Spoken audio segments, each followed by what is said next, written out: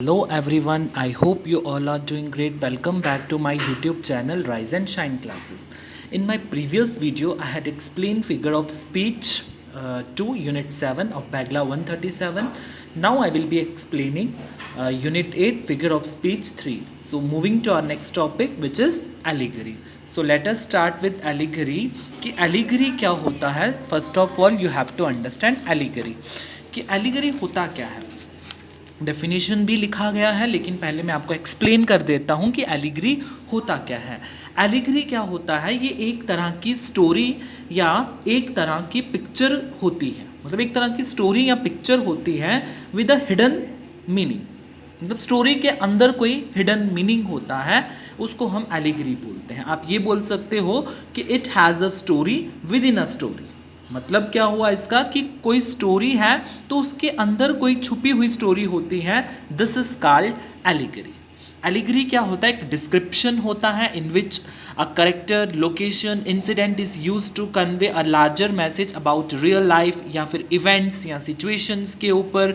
The literal meaning of such a work differs from it symbolic meaning. इसका जो literal meaning होता है वो सिम्बॉलिक से क्या होता है, उसको अलग होता है। लिटरल मैंने आपको बता दिया था पिछली इन माई प्रीवियस वीडियोज़ में। लिटरल मतलब literal meaning means exact meaning. तो ये सारा हम पढ़ चुके थे।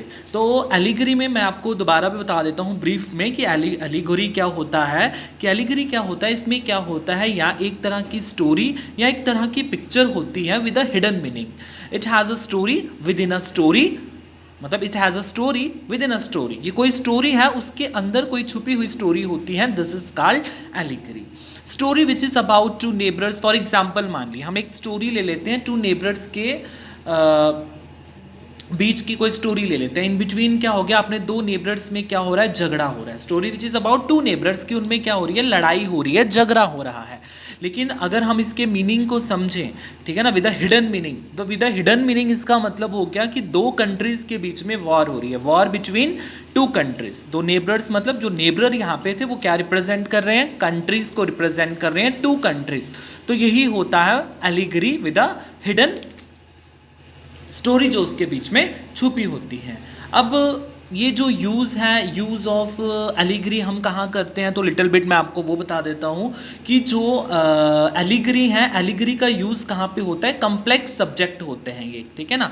एलिगरी का यूज़ ज़्यादा किसके लिए होता है, कॉम्प्लेक्स सब्जेक्ट के लिए किया जाता है, जैसे रिलीजन, पॉलिटिक्स, मोर्टेलिटी। मतलब आप ये बोल सकते हैं, हम ये बोल सकते हो कि जिनको हम डायरेक्टली एक्सप्लेन या अंडरस्टैंड करना थोड़ा मुश्किल होता है हमारे लिए, ठीक है ना, जिनको क्या होता है, हमारा मतलब डायरेक्टली अंडरस्टैंड हम नहीं कर पाते हैं। आप ये बोल सकते हो कि जिनको हम डायरेक्टली अंडरस्टैंड नहीं कर पाते हैं, इन सबको ही हम क्या करते हैं, एलिगरी के थ्रू एक्सप्लेन किया जाता है। इनकी जगह पर क्या किया जाता है, या किसी करेक्टर, इवेंट्स, सिचुएशंस का यूज़ किया जाता है ताकि जो अच्छे से हमें समझा सकें, और सिम्बोलाइज करते हैं writers to understand with allegory. तो एलिगरी एक लिटरेरी डिवाइस होती है। इसका जो इम्पोर्टेंट कंसेप्ट है, इसका जो सिग्निफिकेंट कॉन्सेप्ट है, ये क्या होता है, समझाने की कोशिश की जाती है इसमें कि एक एक्सटेंसिव कंपैरिजन से, ठीक है ना, एक्सटेंसिव कंपैरिजन से क्या किया जाता है, इसकी कंसेप्ट को समझाने की कोशिश की जाती है। फॉर एग्जाम्पल हम एसोप फेबल्स की आपने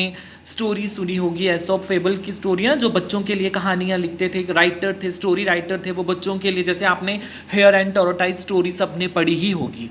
हेयर एंड टोरोटाइज में क्या था, हेयर माने मतलब खरगोश और कछुए के बीच में क्या हुआ था, रेस हुई थी, है ना। तो उस रेस में जीता कौन था, क्योंकि जो हेयर था, जो खरगोश था, वो क्या कर, उसके पास तो एक नेचुरल टैलेंट था ना दौड़ने का, कि वो अच्छे से भाग सकता है ना, विद इन नेचुरल टैलेंट उसमें है कि उसमें भागने की खासियत है, वो अच्छे से भाग सकता है। लेकिन वो भागा तो उसने क्या किया, रास्ते में थोड़ी लेजीनेस दिखा दी, वो सो गया कि कछुआ तो धीरे धीरे आएगा। लेकिन कछुए ने क्या किया था, अपनी कंसिस्टेंसी मेंटेन रखी थी, है ना।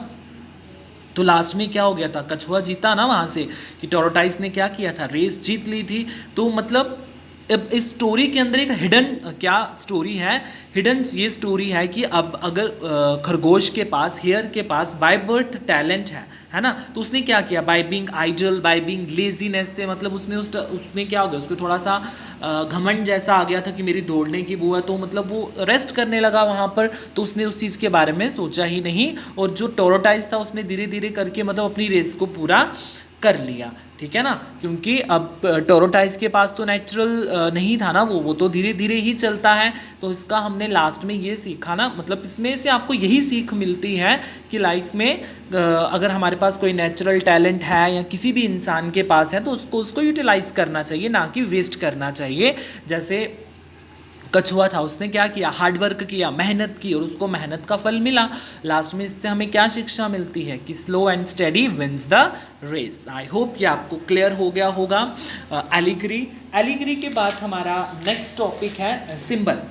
तो सिंबल क्या होता है? सिंबल तो आपको पता ही है, सिंबल किसके लिए यूज़ किया जाता है। डेफिनेशन भी यहाँ पे लिखा गया है, सिंबल का डेफिनेशन नीचे लिखा गया है। सिंबल क्या होता है? A sign, object looked upon as representing something. मतलब हम ये जो ज़्यादातर सिंबल को यूज़ करते हैं, करेक्टर या सेटिंग इमेजेस का मोटिव्स होते हैं जिनका यूज़ किया जाता है to explain some bigger ideas, ठीक है ना, to explain some bigger ideas. For example जैसे सिंबल, पहले मैं आपको दोबारा बता दूँ सिंबल क्या होता है। सिंबल होता है ये ज़्यादातर वो करेक्टर या सेटिंग्स इमेजेस होते हैं जिनका यूज़ हम कब करते हैं, to explain some bigger ideas.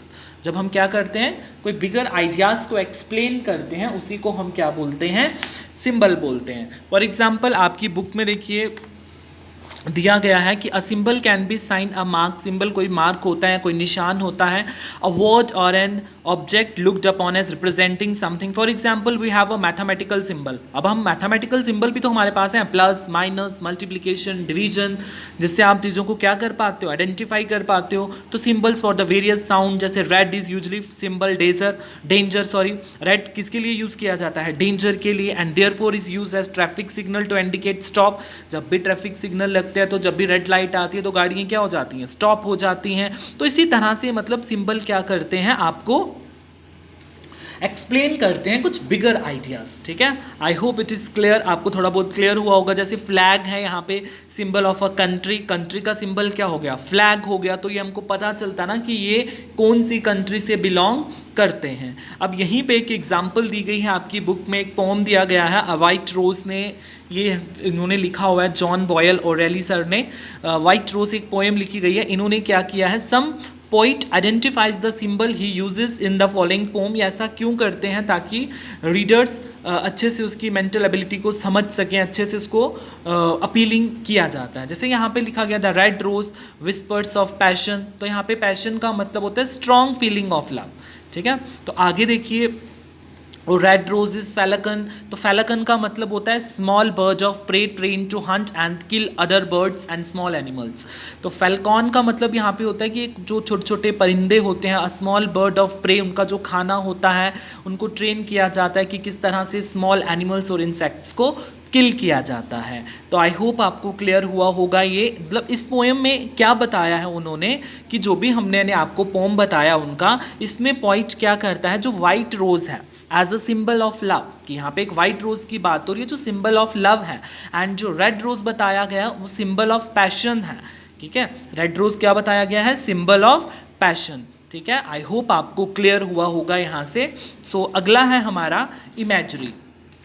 Imagery का डेफिनेशन भी लिखा गया है, लेकिन इमेजरी क्या होता है, इमेजरी क्या होता है, इमेजरी मतलब आप बोल सकते हो कोई राइटर या कोई स्पीकर वो वर्ड्स को इस तरह से यूज़ करता है कि जो सुनने वाला है या पढ़ने वाला है उसको एक मेंटल पिक्चर या फिजिकल सेंसेशन मिल सके, ठीक है ना। एक इमेजरी डिस्क्रिप्शन इसमें होता है।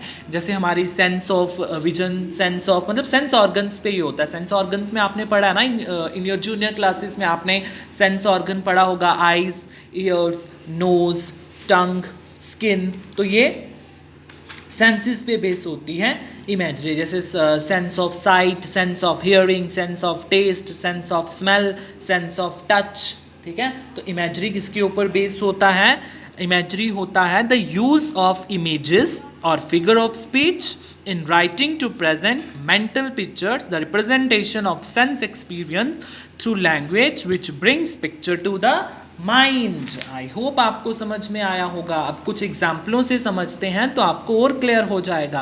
पहले मैं आपको ब्रीफ में दोबारा बता दूं कि इमेजरी क्या होता है। इमेजरी क्या होता है, कोई राइटर या कोई स्पीकर वो वर्ड्स को इस तरह से यूज़ करते हैं जैसे कि जो सुनने वाला है या जो पढ़ने वाला है उसको एक मेंटल पिक्चर या फिजिकल सेंसेशन मिल सके।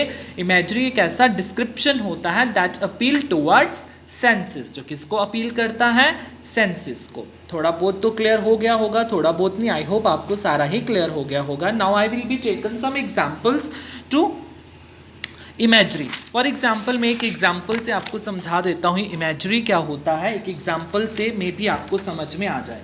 जैसे मैं एक यहाँ पे एग्जाम्पल लेता हूँ इमेजरी की, द बेबी इज क्यूट।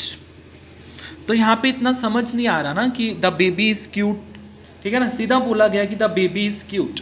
अगर मैं इसी एग्जाम्पल को थोड़ा और अपीलिंग वे में लिखूं आपको समझाने के लिए, जैसे द बेबी एज